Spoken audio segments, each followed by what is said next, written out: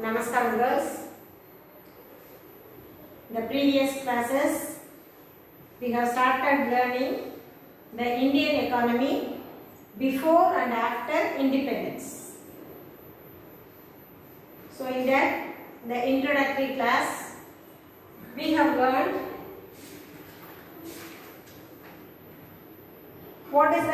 how the Indian economy during the British period and what were the things plundered by the British people, isn't it? Based on that, more than 2 centuries, British, they treated as their slave country and we were slave to them, colonies, isn't it? And on the basis of the colonial exploitation, the historians, they divide into 3 phases. That is the period of merchant capital and period of industrial capital, period of financial capital, isn't it? The 16th century, the British people, they entered to establish their East India Company only for trade. Slowly they occupy our land and they made us their colony, their slave country, isn't it? For more than 2 centuries we were slave to the British people. In the period of industrial, they took all the raw materials, resources from us and they sent it as a finished goods. For example, textile industries were affected badly during the period of industrial capital, isn't it? They have taken the raw material of cotton from India, they export to Britain and they send it as a finished goods to India and they made the domestic industries to ruin, destroy. And the third one, period of financial capital. So it is closing the year of 19th century and in that period they concentrate on the agencies, firms, import business, exports and imports and other things. During that time, there was a heavy loss in the handicraft industries, isn't it? So that also we learned decline of the handicrafts. And today we are going to learn the land tenure system in India. So what do you mean by land tenure system? It is a system of owning and managing the land. Who is going to be own the land and who is going to be managed, who is taking care of the land, what are their duties, how they have to maintain, what are the system followed, everything we are going to learn this. So the features, it clearly distinguishes the land tenure system by 3 things, relating things. First one is who owns the land, who owns the land and also who cultivates the land, and the third one is who is responsible for paying the land revenue to the government. Under these 3 related topics, the system was maintained. Based on this, 3 different types of tenure system is existent before independence. These things you have studied in your social, isn't it? So based on this, 3 different land revenue systems were practiced before independence by the British people. One is Zamindari system, Maganwari system, Rayatwari system. These are the 3 land revenue systems practiced by British in India before independence. What do you mean by Zamindari system or the landlord tenant system?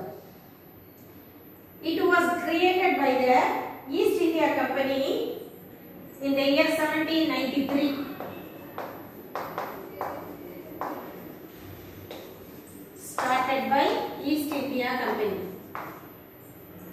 In the year 1793, the Lord Cornwallis introduced this Permanent Settlement Act.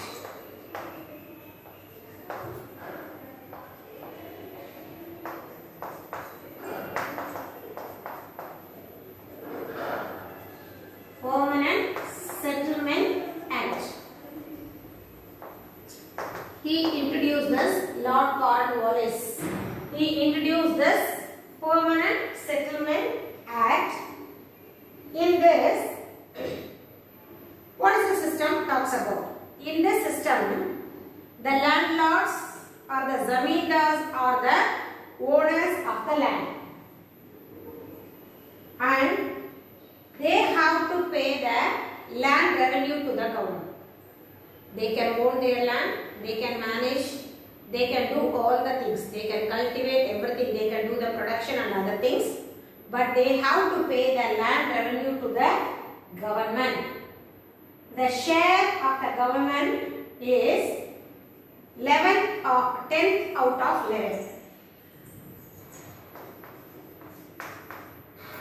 That means the total of 10 should be given to government, and the balance only given to zamindars as their remuneration. For example, if they are earning 110 rupees, they have to pay 100 rupees to the British government, and 10 rupees will be given to the landlords or the owners as their remuneration.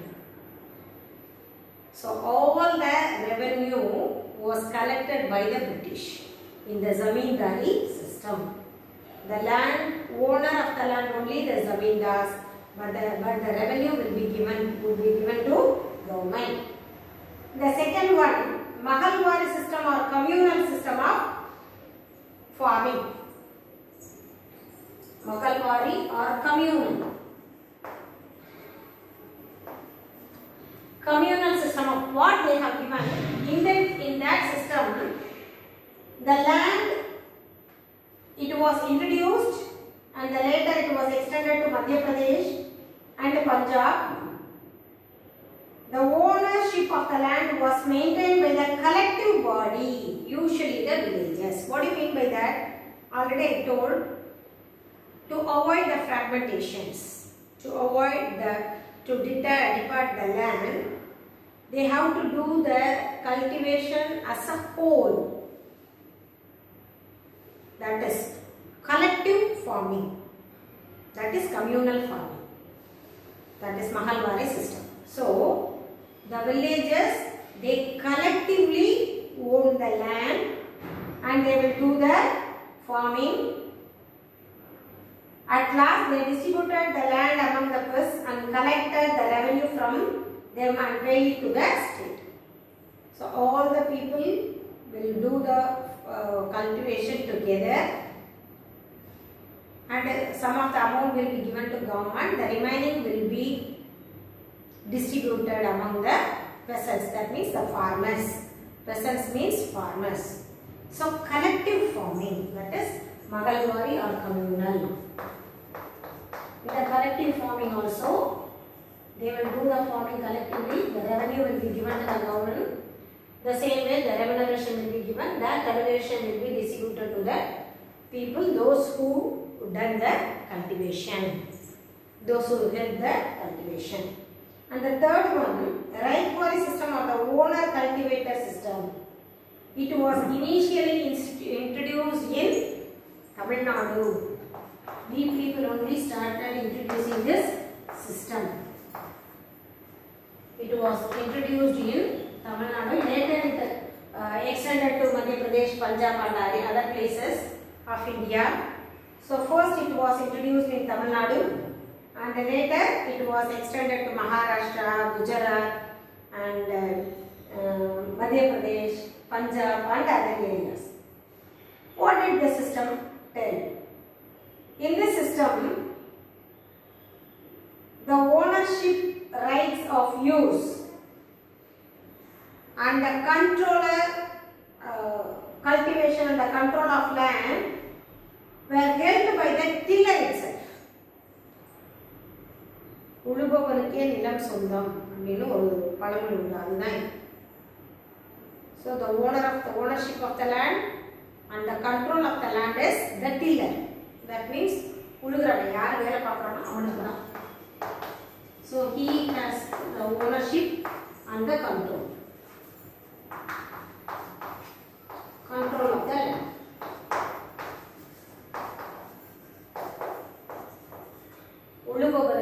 நிலம் சொந்தம் அப்படின்னு சொல்லுவோம் Tamil. So அதுதான் இது right வாரி system. And there was a direct relationship between the owners, and here also the system was the least oppressive system before independence. So the land revenue system, they have three different aspects, features. Based on the three aspects, three different system of land revenue system was followed by the British people, that is Zamindari, Magalwari and Rayatwari. Magalwari system was introduced by the Lord Cornwallis, and it is also called as Permanent Settlement Act in the year 1793. In that, 10th of 11 will be given to the government, and the remaining one will be get by the landlords as remuneration. The second system, Magalwari or the communal, that is collective farming. The peasants, the farmers, they collectively do the cultivation, and revenue will be handed over to the British. The balance amount, the remuneration amount will be divided by the farmers. And the third one, Rayatwari system, it is initially introduced by Tamil Nadu, and later it spread all over India. And here the ownership and the control of the land is the tiller. And the next one we are going to see, process of industrial transition and colonial capitalism. The process of industrial transition can be divided into two broad classification. The one is industrial growth during 19th century. Second one is industrial progress in 20th century. There is a difference between growth, isn't it? Growth and development, I already told you. So how the industries started growing in the 19th century? How it was in the 20th century? What are the things achieved? That is we are going to see in the progress. So in the 19th century, the investors, people those who are doing the investment, the British investors, they started to invest, and they started many industries in India, because they already had the experience of running industries in their country.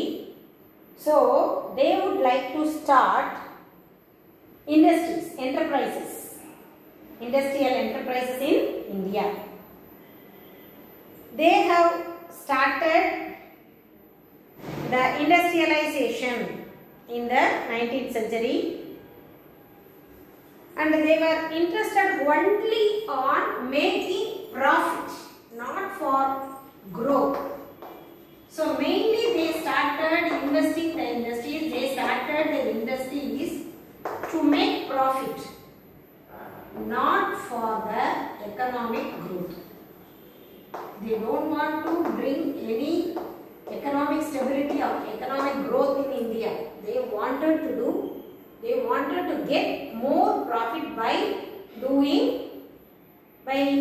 investing in the industries or by doing business.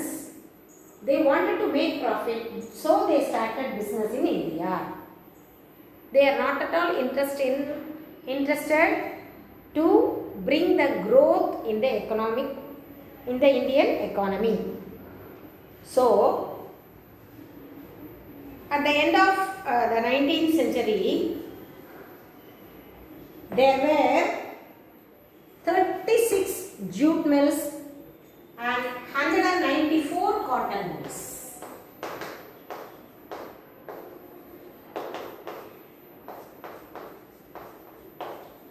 Were in India, and many plantations. At the end of 19th century, there were 36 jute mills and 194 cotton mills and many number of plantation industries. And also the coal production, it has risen to 6 million tons per annum.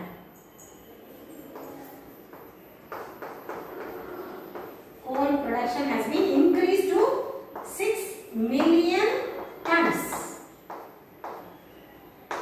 per annum by every year annually. It has increased. The coal production has been increased 6 million tons per annum. So during the 19th century, they invested in many industries.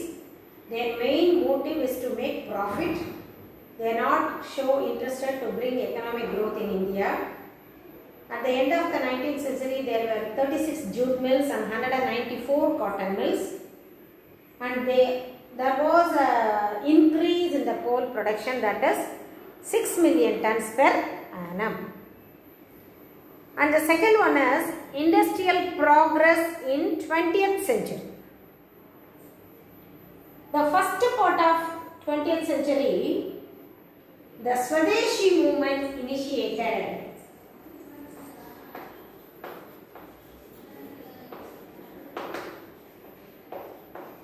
We all know this, isn't it? We have to use only the product which is produced in India. We should not use the product from which is imported from Britain. Anniya பொருட்களை use பண்ணக்கூடாது. We have to use only the things which produced in India, that is Swadeshi movement. இந்தியால உள்ள பொருட்களை இந்தியர்கள் தயாரிச்ச பொருட்களை மட்டும் தான் பயன்படுத்தணும். வெளிநாட்டுல இருந்து இறக்குமதி செஞ்ச பிரிட்டன்ல இருந்து அந்த பொருளை நம்ம யூஸ் பண்ணக்கூடாதுங்கிற ஒரு மூமெண்ட்ஸ் ரொம்ப ஸ்டிமுலேட் ஆன பீரியட் தான் 20th century. And the existing industries and the new industries, they also maintain slow and steady growth up to 1914. What happened in the year 1914? 1914, First World War, isn't it? There was an outbreak of First World War. So till that, the industries, they shown a slow and steady growth. So in the year 1914, there was an outbreak in the First World War, and in that time, by that time, more than 70 cotton mills and 30 jute mills were set up. Coal production was double before that. So there was an increase, and there was a foundation of iron and steel industries, and the railway network was extended. Everything started in the beginning of 20th century till 1914. So during the period 1924 to 1939, the major industries, usually iron and steel, cotton, jute, sugar, paper and pulp industries are considered to be large scale industries. So those type of industries were started and they were brought under production scheme. So between 1924 to 1924 to 1939, many industries, iron and steel, cotton, sugar, paper and pulp, all the industries, they were brought under the productive schemes. And during that period, the production of coal was also doubled. Already I told 6 million tons. It has been doubled during this period. And these protected industries, they captured the Indian market and eliminated the foreign competition totally. So many industries, they started and they slowly started growing. Because of the growing of these industries, the foreign industries were eliminated, went out. So in the early part of the British rule, they transformed the Indian economy as the producer of industrial raw material and tried to capture the Indian market for their industrial finished goods. Thus, they started exploiting the Indian economy in different ways. I already told you, isn't it? They have taken the raw material, natural resources, and they taken all those things to their country, and they sent it as a finished goods. So they wanted to capture the Indian market. So later, they gradually developed various industries in India for the locational advantages, and they exploited the Indian labours extensively. So slowly, based on the resources available, they started many industries and they started exploiting the Indian labours. And the next one, we are going to see the problems of British rule. What are the problems we faced during the British rule? First one, the growth of Indian enterprise. That is, the British rule, it stagnant the growth of Indian enterprise. There was no industry started during the period of British rule, isn't it? There was a stunned. There was no movement of Indian enterprises. No industries were started. So the British rule, they stunned the growth of Indian enterprises. And the policies given by the British not allowed the capital formation in India, because as I said already, they plundered all the wealth from India and they stored their wealth in Britain. British people, they stored their wealth in Britain. So there was no capital formation because of their policies.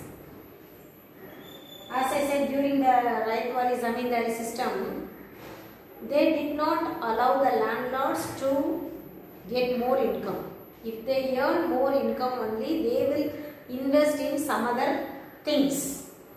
So the British people, the British generals, governor generals, they did not allow the Indian people to save their wealth. Even they did not allow them to get income, isn't it? So how can they save the wealth? Only by saving we can do investments. So they did not, by their policies and other things, they make a checkmate to the Indian industries, and there was no capital formation, almost no, with their British policies. And the third one, the drain of wealth financed capital development in Britain. That already I told you. They plundered all the wealth from India. There was a drain of wealth in India. Complete a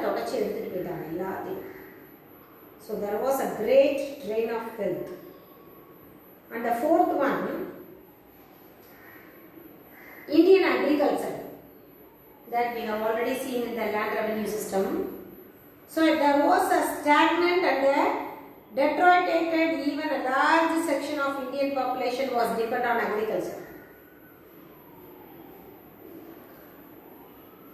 Because though they own their land, they manage the land, they were not able to earn from their land.